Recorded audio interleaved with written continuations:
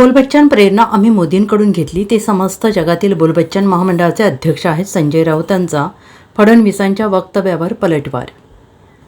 शिवसेना पक्षप्रमुख उद्धव ठाकरे यांनी नुकत्याच पार पडलेल्या शिवसेनेच्या वर्धापन दिनामध्ये बोलताना भाजपला जाहीर आव्हान दिलं होतं. त्यांनी किलमी म्हणत भाजपला अंगावर येण्याचं ओपन चॅलेंज देत सोबत येताना ॲम्ब्युलन्स पण घेऊन या असं सुद्धा आव्हान दिलं. यानंतर मुख्यमंत्री देवेंद्र फडणवीस यांनी पलटवार करताना बोलबच्चनगिरी करणाऱ्यांना उत्तर देत नसल्याचं म्हटलं आहे. आता यानंतर शिवसेना खासदार संजय राऊत यांनी फडणवीस यांच्या बोलबच्चन वक्तव्यावर खोचक टोला लगावला आहे.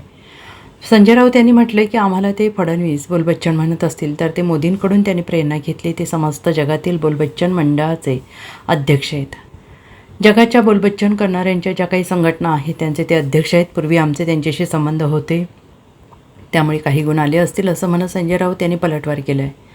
मोदी बोलबच्चन असले तरी ट्रम्प यांनी भारत पाक युद्धबंदी आम्ही केली असे 18व्यांदा म्हणून त्यांनी वक्तव्यावर अजूनही मोदींची दातखिळी बसली असल्याची टीकासुद्धा संजय राऊत यांनी केली आहे. संजय राऊत यांनी म्हटले की फडणवीस स्वतः ज्युनियर बोलबच्चन आहेत. त्यांना अजून ते जमत नाही, ते उघडे पडतात. मात्र मोदी दररोज उघडे पडत आहेत. लोक त्यांच्यावर विश्वास ठेवायला तयार नाहीत असा हल्लाबोल त्यांनी केला आहे. बोलबच्चन जर आम्हाला कोणी म्हणत असेल तर ही प्रेरणा आम्ही नरेंद्र मोदीपासून घेतली.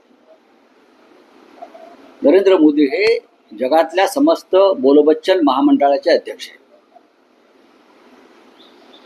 जगातल्या समस्त बोलबच्चन संघटना आहे त्या संघटनेचे नरेंद्र मोदी अध्यक्ष आहेत.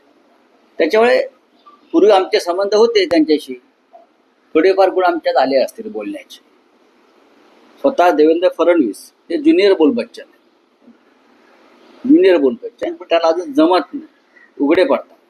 आणि आता नरेंद्र मोदीही रोज उघडे पडायला लागलेले आहे. लोक त्यांच्यावरती विश्वास ठेवायला तयार नाहीत. विशेषतः प्रेसिडेंट ट्रम्पनं काल 18व्या वेळा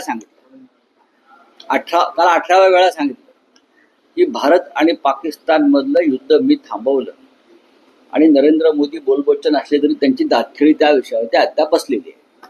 रावसाहेब, केंद्रीय निवडणूक आयोगाने असं म्हटलं की निवडणुकांनंतर 45 दिवसात सर्व फुटेज नष्ट केलं जाईल. आमच्या व्हिडिओ फुटेजचा गैरवापर करून चुकीची माहिती पसरवली जात असल्याची शंका केंद्रीय निवडणूक आयोगाने व्यक्त केली आहे. या फुटेजचा गैरवापर होत असल्याच्या भीतीनं आयोगानं आपल्या नियमात बदल केले.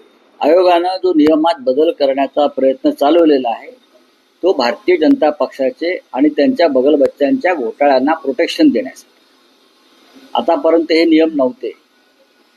2024ची निवडणूक विधानसभेची आणि त्या संदर्भात सुद्धा आयोगानं घेतलेल्या भूमिका ह्या अत्यंत संशयास्पद आहे.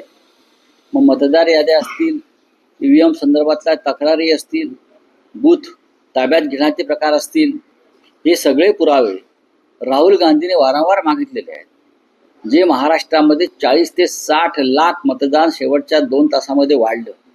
त्याच्यामुळे आम्ही सगळ्यांनी मतदान केंद्रावरचं जे फुटेज आहे, कुठे वाढलं, कसं वाढलं अचानक, त्याचं फुटेज जेव्हा मी मागण्याचा प्रयत्न केला तेव्हाही त्यांनी तो नियम बदलण्याचा प्रयत्न केला.